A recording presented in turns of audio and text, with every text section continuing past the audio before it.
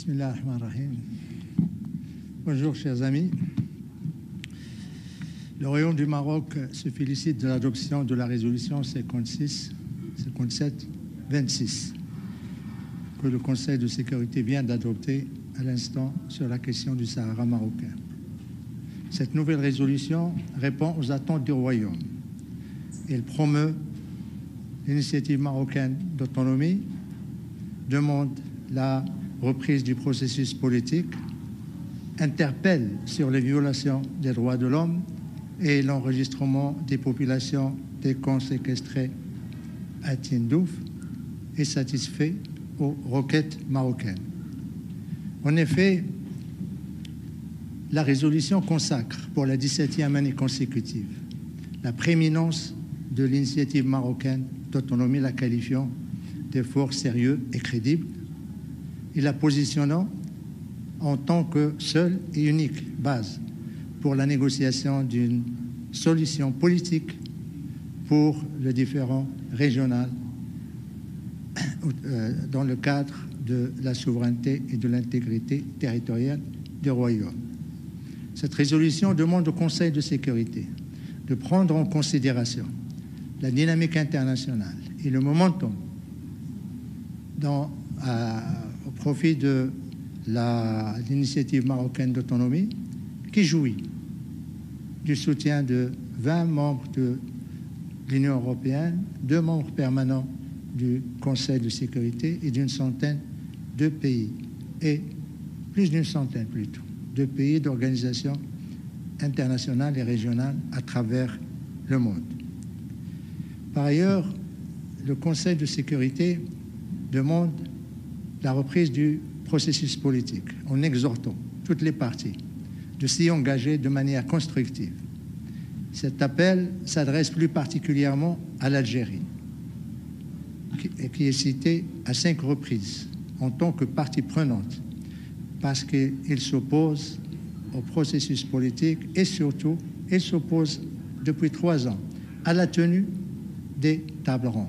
Parallèlement, le Conseil de sécurité appelle à la reprise du processus politique, appelle à la relance, ou plutôt la reprise du cessez-le-feu.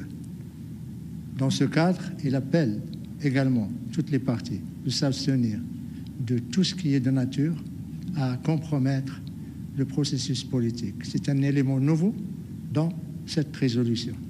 Et pour la première fois, le Conseil de sécurité introduit un lien direct entre la relance du processus politique et le respect du cessez-le-feu.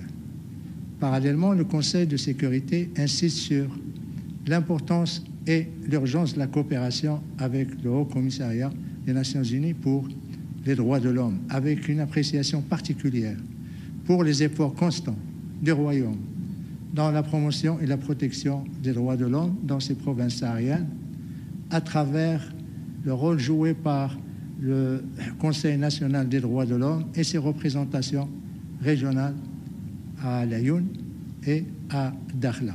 De même, le Conseil de sécurité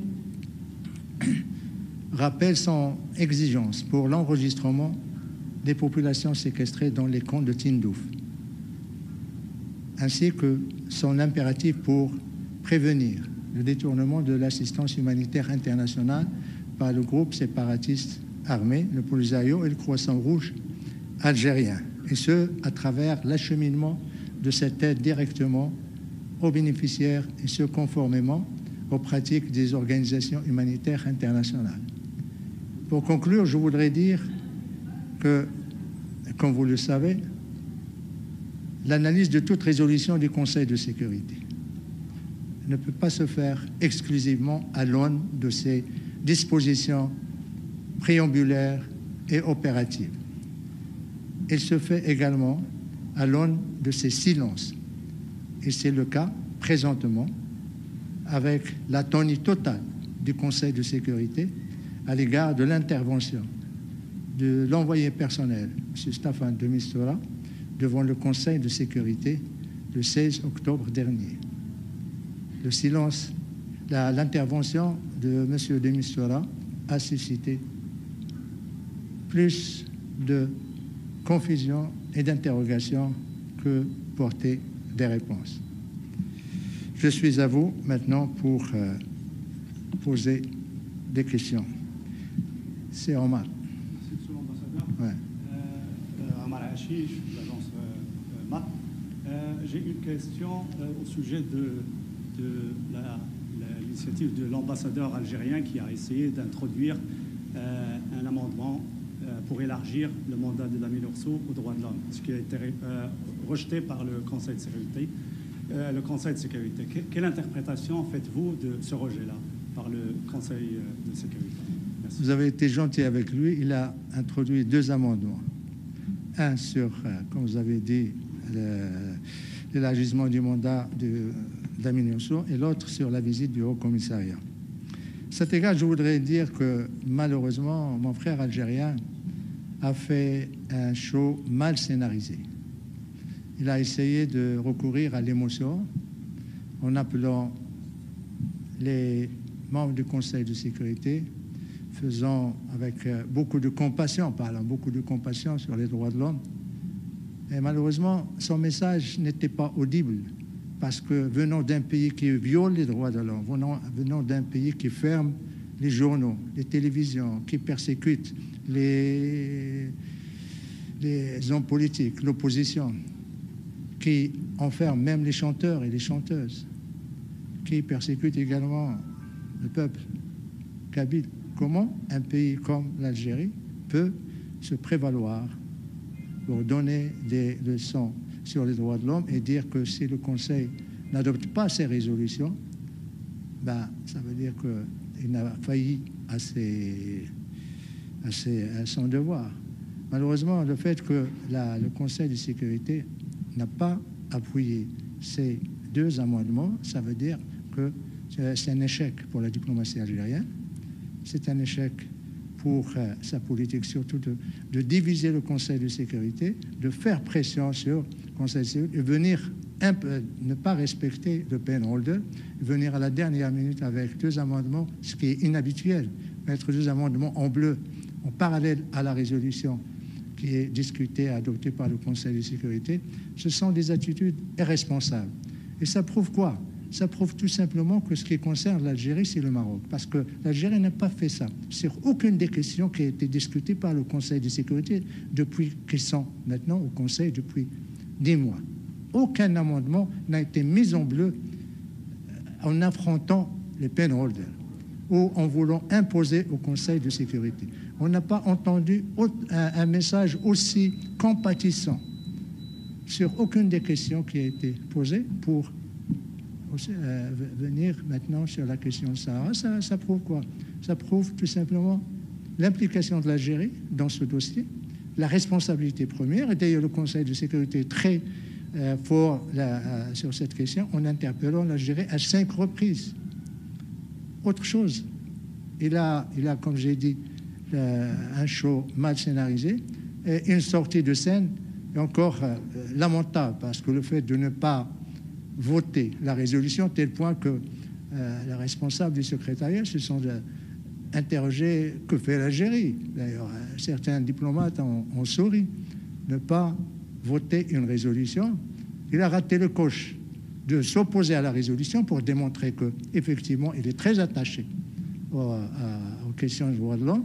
Il a raté le coche également en s'abstenant, ou plutôt en ne participant pas au vote, ce qui veut dire que, d'après l'explication qui est donnée dans les manuels des Nations Unies, quand un pays membre du Conseil de sécurité ne participe pas au vote, ça veut dire qu'il a une implication directe, qu'il a un intérêt direct dans cette question.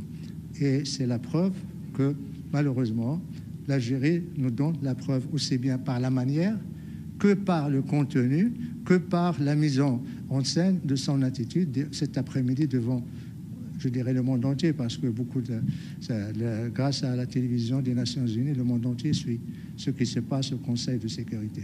Voilà ce que je tenais à dire sur cette péripétie des 2 amendements de l'Algérie. C'est Zakaria? Oui, s'il vous plaît. Monsieur l'ambassadeur, le Conseil de sécurité vient d'adopter une résolution appelant l'Algérie à reprendre sa place aux tables rondes. Pensez-vous, monsieur l'ambassadeur, que l'Algérie, cette fois-ci, va répondre favorablement à sa table? Je vais dire ce que les Anglais disent du wishful thinking. Nous l'espérons, bien que nous ne sommes pas certains. Tout simplement parce que l'Algérie s'arc-boute sur sa position de rejeter les tables rondes, alors qu'il avait participé à ces tables rondes. L'Algérie, depuis pratiquement le départ de l'ex-envoyé personnel, M. Scholar, a refusé de reprendre sa place autour de ces tables. Nous le regrettons amèrement, mais cela n'absout pas l'Algérie de sa responsabilité. Elle est responsable du blocage, elle est responsable de cette situation où l'envoyé personnel ne peut rien faire. Elle est responsable de ce qui se passe dans les camps. Elle est responsable également de l'armement du Polisario, de son financement. Elle est responsable pratiquement de tout cette tragédie du peuple algérien qui s'appauvrit alors qu'on finance à bras ouverts un groupe séparatiste, qu'on finance également les campagnes médiatiques, les campagnes diplomatiques, et que tout cela, malheureusement, nous aurions souhaité que l'Algérie reprenne sa place et qu'elle puisse, ce qu'elle a à dire ici, au Conseil, ou ce qu'il a à dire à l'Assemblée générale ou à la 4e commission, qu'il vienne, qu'il le dise.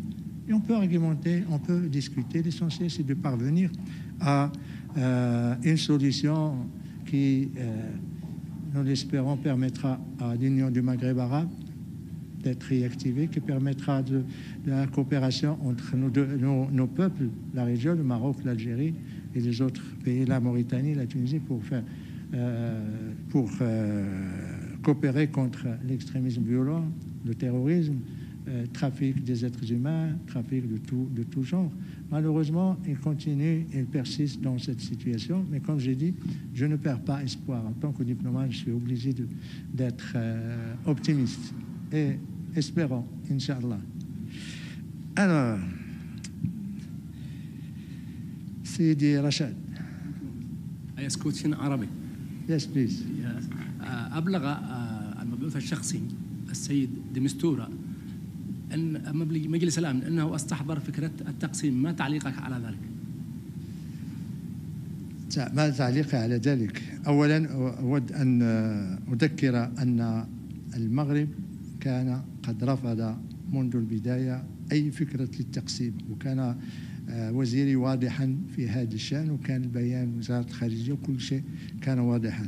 هنا أريد أن أوضح 3 أمور. أولا المسؤولية السياسية ديال اقتراح التقسيم. لا بيكر ولا دمستورة اقترحوا، هما غير نقلوا رسالة من المسؤولين الجزائريين للمغرب. أولا من قام بالاقتراح هو الله يرحمه الرئيس الجزائري بومدين في نوفمبر 2001 لما زار هيوستن لكي يناقش مع جيمس بيكر قضية الوطنية. هناك اقترح عليه يعني أن المغرب يقتسم الصحراء. طبعا كان جوابنا هذيك الساعة لا ولا. 6 أشهر بعد نوفمبر في جولاي ولا جون، السفير الجزائري في الأمم المتحدة رسل أكد استعداد، وأنا أزيد هنا استعداد الجزائر للنقاش والنظر في التقسيم مرة ثانية.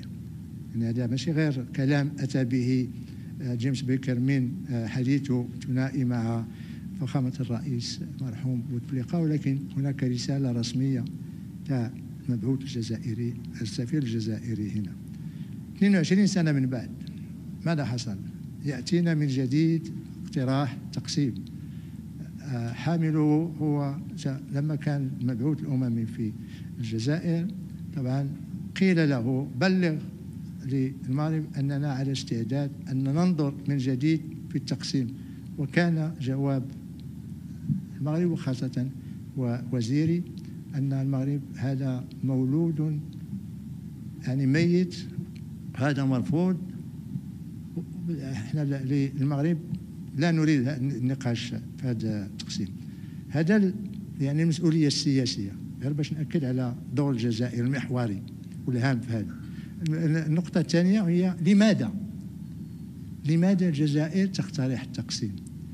إلا شتي في التواريخ وشتي في الظرفية التي تتقدم فيها الجزائر بالتقسيم، ترى أن الجزائر تأتي بالتقسيم كلما كانت في ورطة دبلوماسية، كلما كانت ضعيفة سياسيا ودبلوماسيا، كلما كانت عليها ضغوط ديال المجتمع الدولي.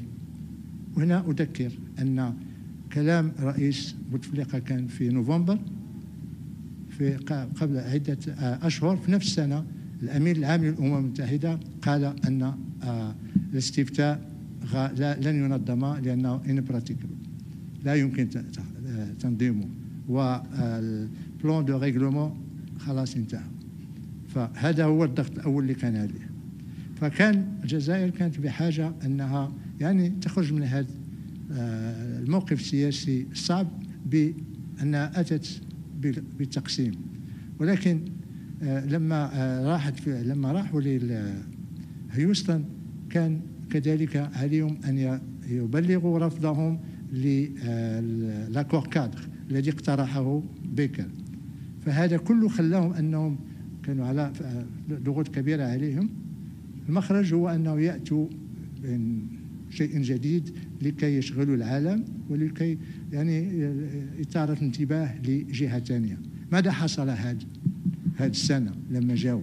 نفس الصعوبة، نفس الورطة السياسية والدبلوماسية تاع الجزائر. هنا أقول لك أولا ضغوط تاع المجتمع الدولي، خاصة مع قرارات مجلس الأمن التي تنادي ب يعني مباشرة المسلسل السياسي. الضغوط ديال المبعوث الأممي الذي يروح عندهم ودائما يقولوا تأتي للجزائر ولكن لا تبلغ، يعني يأتي سريا كأنه يسرق. ثالثا الاعترافات بمغربية الصحراء، اعترافات دعم كبير للمقترح المغربي ديال الحكم الذاتي. ثالثا لا رابعا كل هذه المسائل خلت الجزائر طبعا تحت ضغط كبير، خاصة الاعترافات الأخيرة ديال فرنسا وألمانيا وإسبانيا والدول الاسكندنافية، دول شرق أوروبا. كل هذا خلى على في الضغط كبير. فالمخرج دائما أنهم يأتون بمقترح نحل المشكل بالاقتسام. هذا النقطة الثانية. النقطة الثالثة موقف المغرب. قلت أن وزيري قال أنه رافض تماما. طبعا في عدة لاءات تاع المغرب. أولا كما قال وزيري سيادة المغرب على الصحراء ليست موضوع تفاوض. الوحدة الترابية ليست فوق الطاولة. التزام المغرب بحفاظ على حدوده واعتراف بصحرائه قائمة. لا الثانية هو أن الإخوان في الجزائر وحتى السيد دي مستورة الله يسامحه نسي أن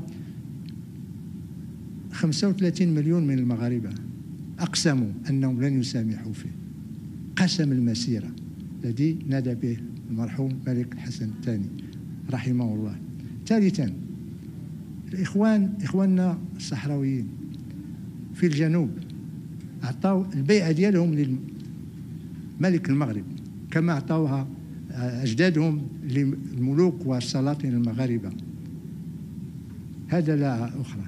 والنقطة الأخيرة هي الدماء الطاهرة ديال الشهداء المغاربة الذين دافعوا على الوحدة الترابية في الصحراء. كيف ممكن أننا نقبل أن هذه الدماء تروح هبة كذلك؟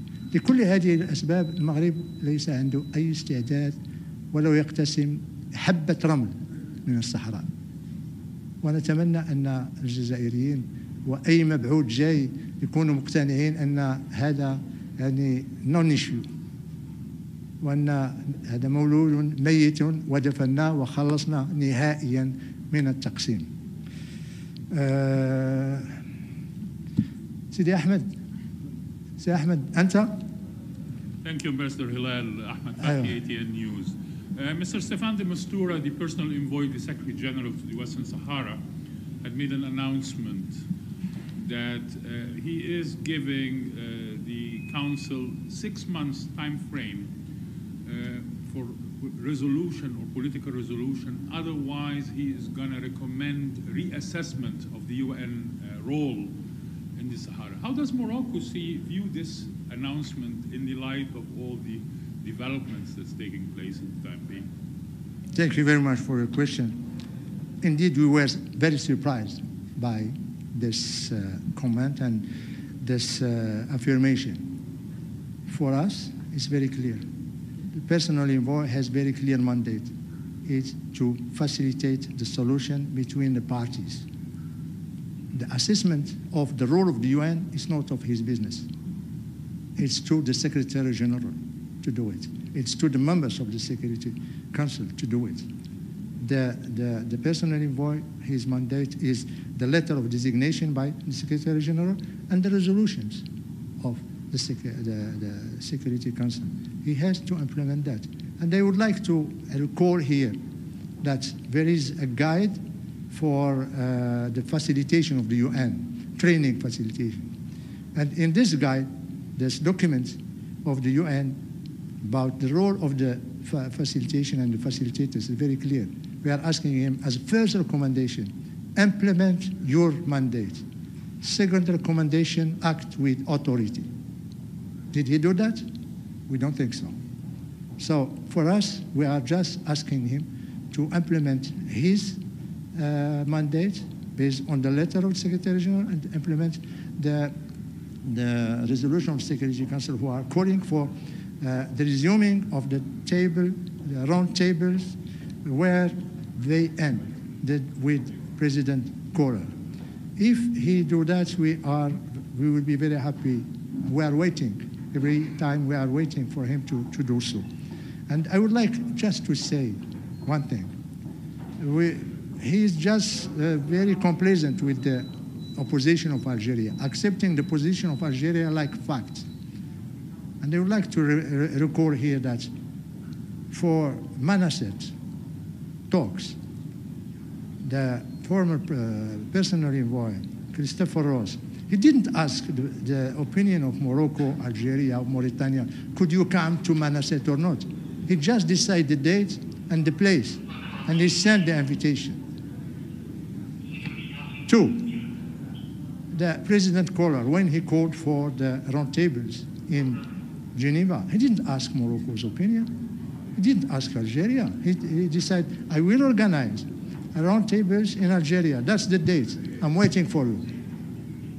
So we are waiting that the de Mistura do the same thing and not just accepting the opposition of Algeria bluntly.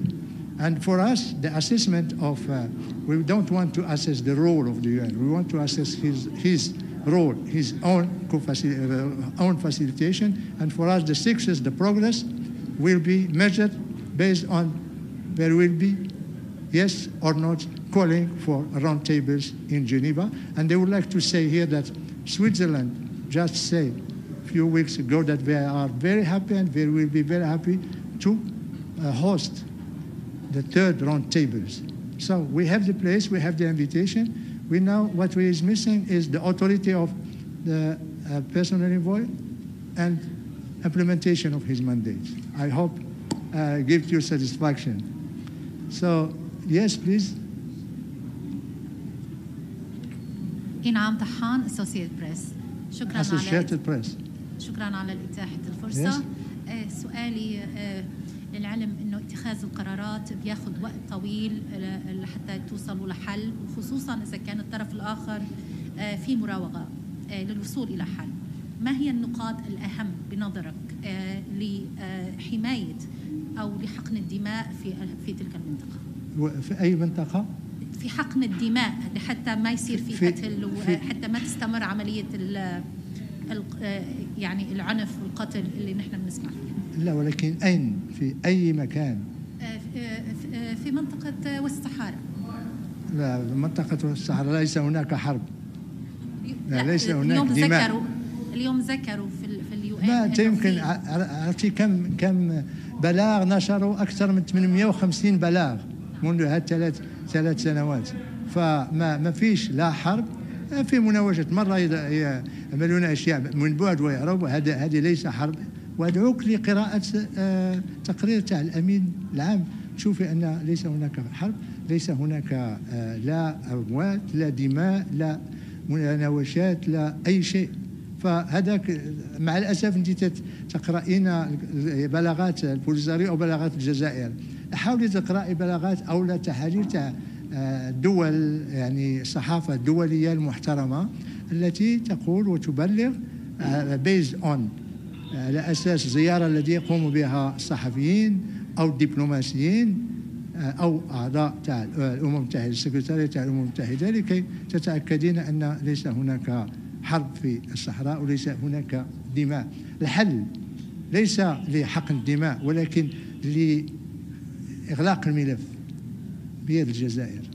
يوم الجزائر تقرر أن تقف دعمها السياسي والعسكري والمالي وتترك أراضيها تحتضن فيها يعني مرتزقة، تحتضن فيها مجموعات مسلحة، هذاك اليوم سوف يحل المشكل. وطبعا احنا أملنا أن هذا الشيء سوف يحصل في جيلنا عما قريب وليس في الأجيال المقبلة. على العموم المغرب في أرضه، في صحراءه، والصحراء في مغربها، وإحنا نبني. الجزائر تريد أن تدمر، تريد أن تخلق مشاكل، ولكن إحنا ما بيهمناش. اللي تهمنا هو عزيمتنا، قوتنا، والإرادة ديال الشعب وملك، والإرادة الدولية التي تساند الآن. شوفي غير الزيارة ديال ماكرون كيف مرت، تصريح ديال ماكرون، يعني القنصليات التي فتحت، هذا يعني لما تفتحي 30 قنصلية، هذا يعني أن في حرب. لما يكون فيه مؤتمرات هناك دولية، هذا في حرب. لما تكون فيه هنا أكبر ميناء في غرب إفريقيا، ما يمكن يبنى أكبر ميناء في غرب إفريقيا لكن في هناك حرب وفيه دماء. ما يمكن يكون هناك أكبر قنطرة في إفريقيا مرتفعة، ما يمكن هذا الشيء كله يحصل. وكما يدعي يعني المرتزقة أن في حرب وأن في دماء. على العموم أشكرك على سؤالك. سي كريم. J'ai une question, merci monsieur l'ambassadeur, c'est Karim Oufiat de MAP. Je voudrais revenir avec vous sur l'arrêt de la Cour de justice européenne. Comment cet arrêt va-t-il affecter les accords conclus entre l'Union européenne et le Maroc? Comment? Pour nous, il n'y a pas d'impact sur nos relations avec l'Union européenne. Le communiqué du ministère des Affaires étrangères, de même que les déclarations de mon ministre, plusieurs fois, devant la presse, c'est que c'est une question euro-européenne. Ça ne concerne pas le Maroc, ça concerne l'Europe. Nous ne sommes pas ni sujets de l'Union européenne, ni assujettis en tant qu'État au droit communautaire européen. La question du Sahara relève du droit international. La question du Sahara relève des institutions de l'institution qui est dans cet immeuble. Et pour nous, donc, pas d'impact, on n'est pas concernés. C'est aux Européens de régler ce problème. Cela ne nous empêche pas de faire des observations. Première observation, c'est que la Cour, avec tout le respect que j'ai pour la Cour, ce n'est pas une critique, c'est juste un constat, a appliqué le droit communautaire alors que la question relève du droit international. Première. Et je voudrais ici rappeler que l'article, si ma mémoire est bonne, l'article 23, 25 et 26 des statuts de la Cour, il est dit que la Cour, dans ses jugements, doit se baser et doit s'inspirer du droit international, ce qu'il n'a pas fait. Il s'est basé uniquement sur le droit humanitaire, comme si nous étions européens. Deuxièmement, dans tout arrêt, on appelle, normalement, je ne suis pas juriste, mais ce que je sais, c'est qu'on n'introduit pas des éléments nouveaux. Or, la Cour a introduit un élément nouveau alors qu'elle était censée juger ce qui existe et non pas venir avec un élément nouveau qui est la population. En ce qui concerne cet élément nouveau, il s'est basé sur ce qu'a dit l'avocat de l'autre partie sur la population, 500 000. D'où vient ce 500 000? Il n'a pas eu, qu'il puisse le dire, c'est une chose, mais que la Cour puisse c'est-à-dire l'utiliser comme un argument, c'est inacceptable et maladroit. Ici, je voudrais montrer un document qui date, c'est le اللاجئين منظمة ديال الأمم المتحدة للاجئين المندوبية السامية للاجئين تقرير حول الجزائر ومخيمات تندوف والمندوبية السامية للاجئين يعني تناقش المسألة تاع المساعدات وكذلك كيفية تفريق المساعدات على أساس الأعداد التي تعطى لها. وفي هنايا lessons learned and future outlook، يعني الدروس المأخوذة فيما يخص هذه المساعدات ديال اللاجئين لسنة 23 24 25 يقولون أن العدد السكان 173,600 وزايدين هنايا كما أعطيت لهم من طرف البلد المضيف. Vous voyez, c'est très clair. Le document est très clair, très éloquent. Les Algériens disent c'est 173 000, la Cour européenne dit c'est 500 000. Donc comment faire? Dernière observation pour ce qui concerne la Cour, c'est que la Cour a critiqué l'avis juridique Corel, qui est un avis qui a été demandé par le Conseil de sécurité. Comment une Cour européenne peut-elle se permettre de critiquer un avis qui a été émis par une organisation internationale basée sur le droit international? Vous voyez notre avis sur la Cour, il y a bien sûr ce que nous pensons et ce que nous sommes par rapport à la Cour européenne. Et comment nous voyons, nous restons optimistes et nous disons c'est un problème, je le répète, euro-européen qui doit être réglé entre les Européens et leur Cour. Je voudrais dire une dernière chose sur la contestation. Ce n'est pas la première contestation d'un tel arrêt. D'ailleurs, comme vous l'avez suivi, les pays européens ont publié au niveau des chefs d'État communiqué après leur Conseil des ministres il y a 10 jours, un communiqué soutenant leur attachement plutôt à relations stratégiques, économiques et de partenariat avec le Maroc. C'est une réponse à la Cour. Des pays pris individuellement ont publié des communiqués de soutien, d'attachement et de distanciation par rapport à la Cour européenne. C'est Madame Van Leyden, la commissaire européenne, et là également, le jour même, publié un communiqué de soutien au Maroc, la relation avec le Maroc et surtout le partenariat stratégique et économique avec le Maroc. C'est la même chose de la part de M. Borrell. Toutes ces communications versent dans la justesse de la position marocaine, la neutralité du Maroc par rapport à l'arrêt de la Cour, mais également l'attachement de ces pays dans les relations économiques, commerciales, politiques avec le Royaume du Maroc, malgré cet avis de la Cour. Et je voudrais juste, en parlant de contestation, nous ne contestons pas, c'est aux Européens de le contester. Mais il y a, je dirais, beaucoup de précédents. Par exemple, la Pologne a contesté un arrêt de la Cour européenne en ce qui concerne la réforme de la justice. L'Allemagne a contesté un arrêt de la Cour en ce qui concerne la réforme des retraites. Le Royaume-Uni a fait de même quand il était membre de l'Union européenne, parce qu'il a contesté un arrêt de la Cour concernant la taxation des transactions financières et également un jugement contre un terroriste moyen-oriental. La Hongrie a contesté un arrêt de la Cour concernant la liberté d'expression et les ONG. Et finalement, je dirais le dernier, c'est la Tchéquie qui a contesté l'arrêt de la Cour en ce qui concerne la répartition des quotas des réfugiés. C'est dire que les arrêts de la Cour Bien sûr, ne sont pas contraignants pour les Européens, ils les contestent et ils s'adaptent avec ces arrêts. Mais pour nous, nous disons, c'est européen, l'affaire est close. Une dernière question, monsieur Lambassadeur, si vous me permettez. Votre ami attend. Oui? Monsieur de Mistura demande au Maroc de préciser les détails de l'autonomie. Quelle est votre réaction? Si nous précisons les détails de l'autonomie, avec qui nous allons les négocier? Avec nous-mêmes? C'est pas avec nous-mêmes. C'est une énième fois que, pas seulement M. de Mistura, mais également Christopher Ross avait fait de même en me demandant, donnez-moi le texte, je vais le faire peindre aux couleurs des Nations Unies et je vais le présenter aux autres partis. On a dit non. Et ce n'est pas pour M. de Mistura, mon ministre, et même, dirons, avec le président Horst Kohler, nous avons discuté du contenu de l'initiative marocaine d'autonomie.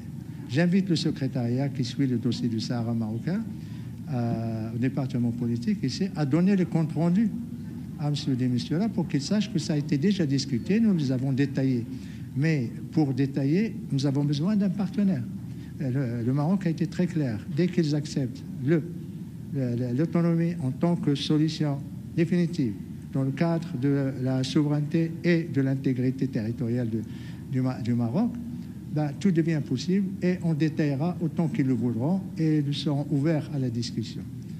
Mais que nous puissions nous dire, voilà, nous voulons détailler. Après, qu'est-ce qu'on va discuter?